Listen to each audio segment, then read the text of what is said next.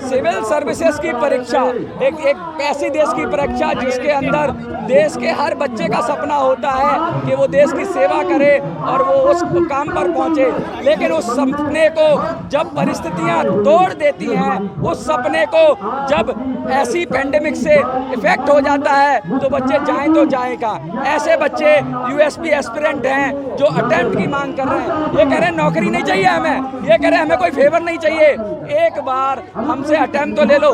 Covid का period था, 2 से 3 साल लगातार ऐसा रहा कि परीक्षाएं रद्द हुई, परीक्षाएं प्रभावित हुई, बहुत सारी दिक्कतें हुई।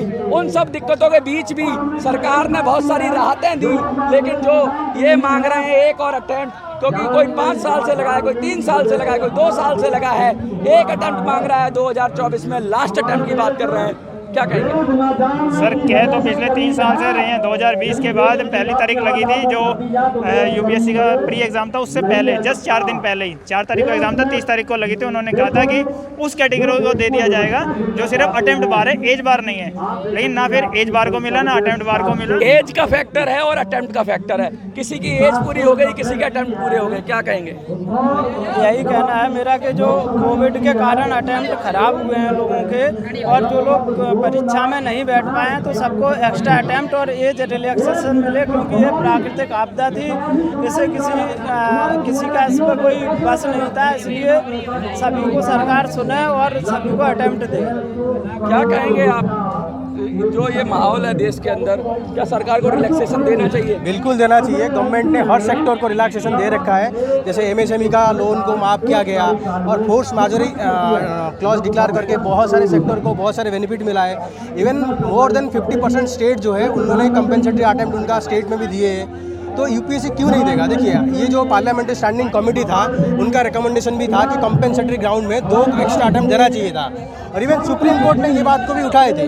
ऑनरेबल सुप्रीम कोर्ट ने बोले थे ये स्टूडेंट का कोई गलती नहीं है, ये गलती जो था वंस इन ए सेंचुरी का क्राइसिस था, तो इस ग्राउंड पे देना चाहिए, कंपेंसेटरी अटेम्प्ट देना चाहिए, 2 सबको देना चाहिए।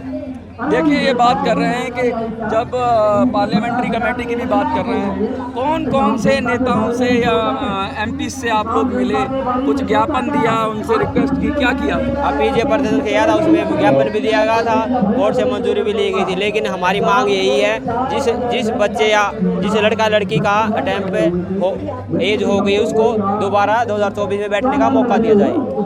देखिए, एज की बात कर रहे हैं, अटेम्प्ट की बात कर रहे हैं, अगर नहीं मिलता है अटेम्प्ट क्या करेंगे?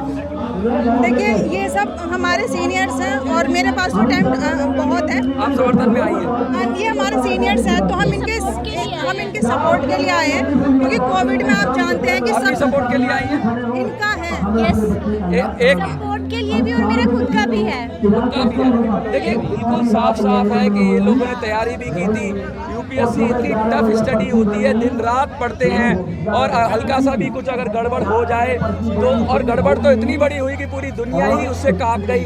जब कोरोना आया तो इतनी बड़ी गड़बड़ हुई कि सबकी पढ़ाइयाँ प्रभावित हो गई, लोग बीमार हो गए, लोग मर के बचे हैं। ऐसी परिस्थिति में अगर यूपीएससी में प्रीलिम होने के बाद कोविड के टाइम पे आप मेंस के लिए अलाउ नहीं किए हो, 2 बार इंटरव्यू दे चुका हूँ, ठीक है। हम मांग नहीं रहे, जॉब मांग नहीं रहे, हमको बैठाने के लिए हम अपनी औकात से निकालेंगे, हम जॉब नहीं मांग रहे आपको। बहुत जबरदस्त बात कही आपने कि मेंस क्लियर किया, इंटरव्यू में बैठने नहीं दिया गया। इंटरव्यू में बैठने नहीं दिया था, बैठने दिया था, मेरा हुआ नहीं। और इसमें प्रीलिम के बाद मेंस में बैठने नहीं दिए, क्योंकि कोविड की वजह से। कोविड की वजह से आप मेंस में बैठने नहीं दिए। हम आपको जॉब नहीं मांग रहे, हमको बैठने के लिए मांग रहा हूँ, ठीक है। आप देखो कितना अच्छा रिसोर्स का वेस्ट कर रहे हो।